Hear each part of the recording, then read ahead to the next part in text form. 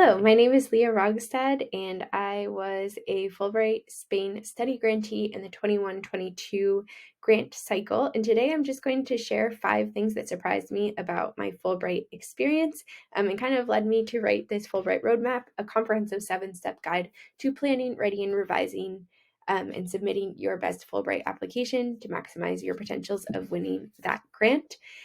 So once I did, and actually won a study grant, I had a very specific idea of kind of what Fulbright was, and I just wanted to share some of the surprises that came along the way that were almost all positive. So, number one, as a Spain study Fulbright grantee, I was surprised by the amount of independence that I had in my day-to-day life. I was on a study grant that didn't have any other um, grantees with me from the Fulbright program, and no one else in my city was from Fulbright either.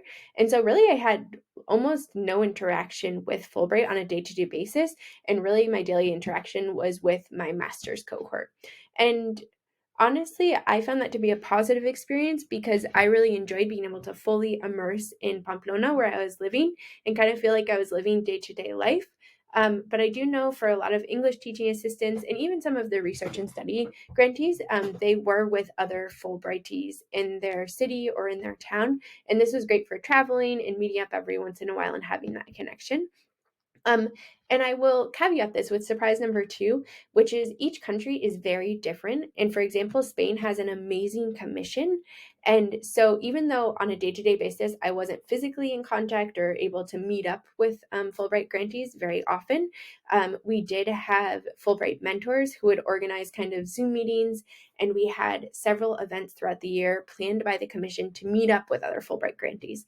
So I really liked the fact that my daily life was pretty independent, but then there were moments throughout the year, like our mid-year check-in, we had a research conference and an end-of-year conference that allowed me to bond with other Fulbrighters and hear about their experiences and also have a network that supported me. Not every country has a commission, so that's why it's really important to understand the structure of Fulbright in your country because it can vary widely. The third surprise for me was how much money varies with Fulbright. So you can go on the Fulbright website and see kind of, they'll give you an outline of what types of stipends are provided in your Fulbright package if you were to win the grant. But really, each country varies widely by what they provide on a monthly basis, the types of travel stipends they offer, and any kind of maybe other materials or supplies stipends.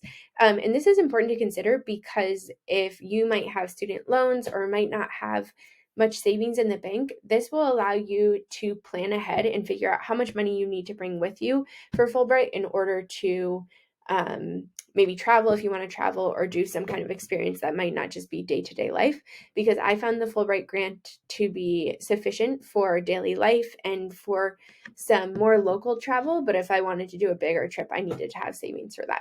So I was surprised to know that, yeah, it really does vary a lot by country in terms of if there's a commission, how supportive the commission is, and also the stipend that you'll receive with your grant. And then surprise number 5 is maybe not a surprise at all, but you definitely want to accomplish everything you planned. You'll probably look back at your application with your list of all the side projects you wanted to do, and maybe you only got to 1 or 2 of them. But something that I found so beautiful about the Fulbright experience is that once you start integrating into day-to-day life, you go down all these different pathways, get involved in community events that you didn't even know you were going to be part of. And that's such a beautiful part of the experience. And honestly, the day-to-day life, the interactions, the cultural exchange that comes from talking with the fruit lady or talking with the person at the convenience store under my apartment were just as meaningful as maybe more official events that I might have wanted to plan that I didn't get to um, over that year. So yeah, I had a lot of great surprises on my Fulbright experience, and I hope that if you are heading off on your Fulbright grant experience, you have lots of pleasant surprises along the way as well. And if you're a Fulbright applicant and you're looking for an awesome guide to help you plan your application, check out the Fulbright Roadmap. There's a free checklist below and also a link to the full guide, and subscribe for more Fulbright application tips. All right, I'll see you in the next video.